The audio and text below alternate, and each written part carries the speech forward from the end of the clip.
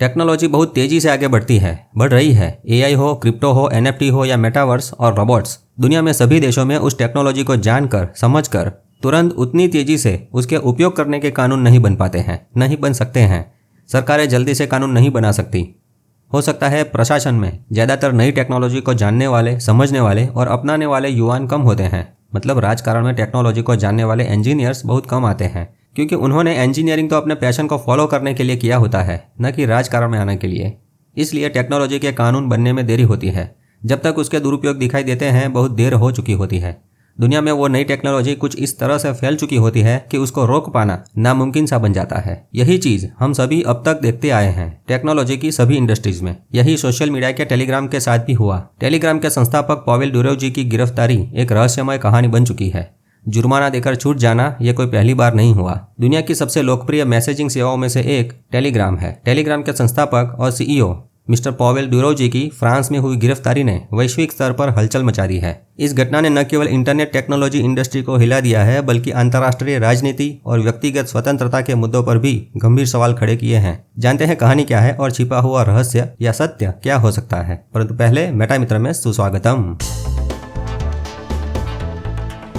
Mister Pavel Durov, जिन्हें अक्सर रूसी जुकरबर्ग के नाम से जाना जाता है, वो दरअसल अजरबैजान से दुबई लौट रहे थे। इस यात्रा के दौरान वे पेरिस में कुछ समय के लिए रुके, जहां उन्होंने लंच करने का सोचा। लेकिन उनकी यह मामूली सी योजना एक बड़े अंतर्राष्ट्रीय विवाद में बदल गई, जब फ्रांस की पुलिस ने उन्हें अचानक गिरफ्तार कर लिया। बिना कोई केस या एफआईआर दर्ज हुए सीधी गिरफ्तारी। इस घटना ने तुरंत सोशल मीडिया पर तूफान चला दिया। लोग हैरान थे कि बिना किसी पूर्व चेतावनी या स्पष्ट आरोप के एक प्रतिष्ठित प्रोफेशनल व्यक्ति को कैसे गिरफ्तार किया जा सकता है। कई लोगों ने इसे व्यक्तिगत स्वतंत्रता पर हमला माना, जबकि अन्य लोग इसके पीछे छिपे रहस्य को समझने की कोशिश कर रहे थे। अब इस गिरफ्तारी की घटना में फ्रांस की तरफ से उनके पॉइंट से देखते हैं। शुरुआत में फ्रांसीसी अधिकारियों ने गिरफ्तारी के कारणों पर चुप्पी साध रखी थी, लेकिन जैसे जैसे मामला उछलता गया, उन्होंने डुरोव पर लगे आरोपों का खुलासा किया। फ्रांस की कोर्ट के अनुसार डुरोव पर कुल 9 गंभीर आरोप लगाए गए हैं, जिनमें बाल अश्लीलता, मादक पदार्थों की तस्करी और मनी लॉन्ड्रिंग जैसे अपराध शामिल हैं। फ्रांसीसी अधिकारियों का कहना है कि डुरोव के खिलाफ जांच पड़ताल तो 7 जुलाई को ही शुरू हो चुकी थी। उनका दावा है कि प्रारंभिक जांच में मिले मजबूत सबूतों के आधार पर ही डुरोव को हिरासत में लिया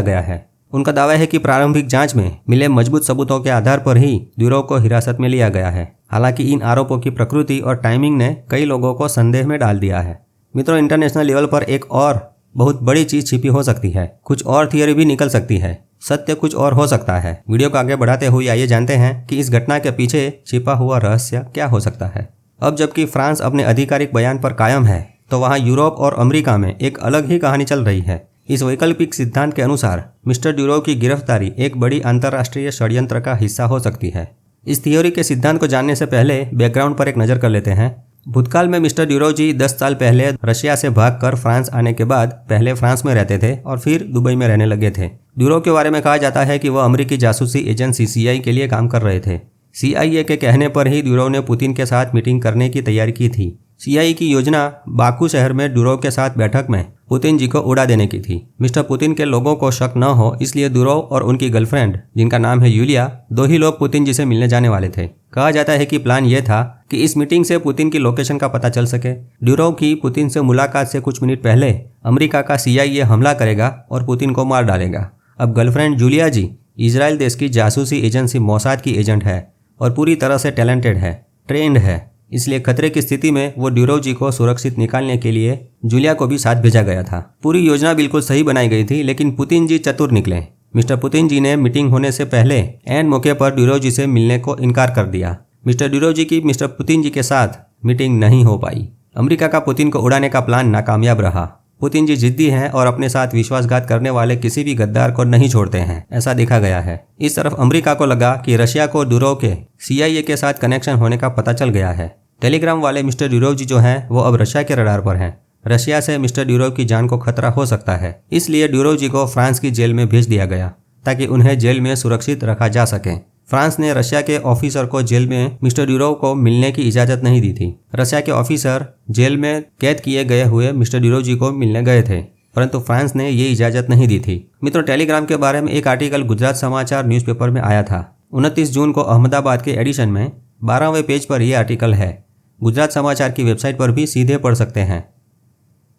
तो टेलीग्राम के बारे में ये थ्योरी कितनी सच है ये तो पता नहीं, लेकिन इसमें दम जरूर है, क्योंकि ड्यूरोव पर लगे हुए आरोप तो हास्यास्पद है। टेलीग्राम का दुरुपयोग हो सकता है, ये सच है, लेकिन इससे उस प्लेटफॉर्म बनाने वाले सीईओ को जेल नहीं होना चाहिए।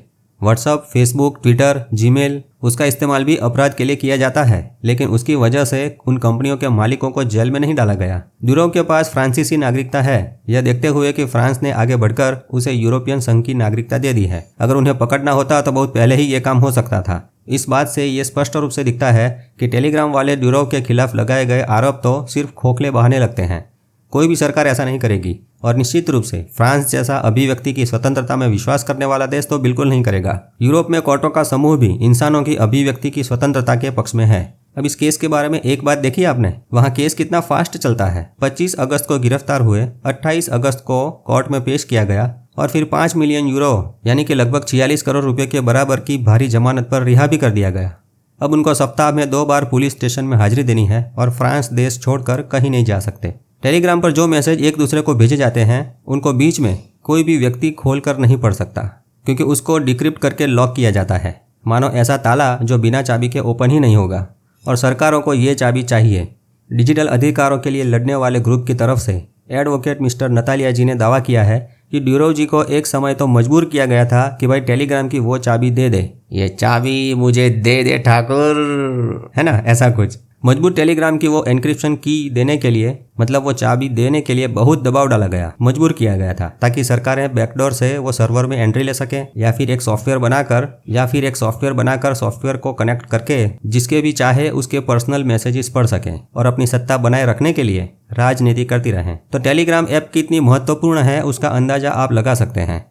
टेलीग्राम पर फ्री स्पीच, आज़ादी और साथ में प्राइवेसी के फीचर की वजह से एक तरफ पब्लिक का सपोर्ट भी टेलीग्राम ऐप को है, और अब तो वेब3, ब्लॉकचेन और क्रिप्टो तक पहुंचने का राजमार्ग भी टेलीग्राम बना रहा है। अभी ड्यूरोव जी तो जेल से मुक्त हो चुके हैं, वो न्यूज़ सभी ने देख लिए होंगे। मिस्टर ड्यूरोव के फ्री होने से टॉन कॉइन, नॉट कॉइन और डॉक्स कॉइन के धारकों के मन में थोड़ी राहत जरूर हुई है, क्योंकि आगे प्रोजेक्ट में डेवलपमेंट जबरदस्त होगा और ये कॉइन्स के भाव बढ़ेंगे ऐसी संभावना लग रही है। साथ में टेलीग्राम के बने अन्य टोकन्स जैसे कि हैमस्टर, ब्लूम, कैटिजन, टॉम क्लिकर वगैरह इस सितंबर में लिस्ट होने जा रहे हैं। इससे माइनर्स को कुछ फायदा मिल सकता है। आगे दूसरे प्रोजेक्ट की बात करें तो ओवर वॉलेट में जिन्होंने KYC वेरीफाइड करके रखी है उनको एयर ड्रॉप मिलने की संभावना है। ओवर वॉलेट में पुराने अकाउंट में पुराने पॉइंट्स रिसेट हो जाएंगे। इस तरफ अवाई project, Bondex, B network, Sidra, X Blast और अथनी नेटवर्क में एयर ड्रॉप मिलने की संभावना अभी नहीं लगती, इसलिए इसमें से पैसे कमाने की उम्मीद बहुत कम लग रही है। आइस नेटवर्क वालों के 3 नए प्रोजेक्ट में माइनिंग अभी चालू है। उनके नाम है सनवेव्स,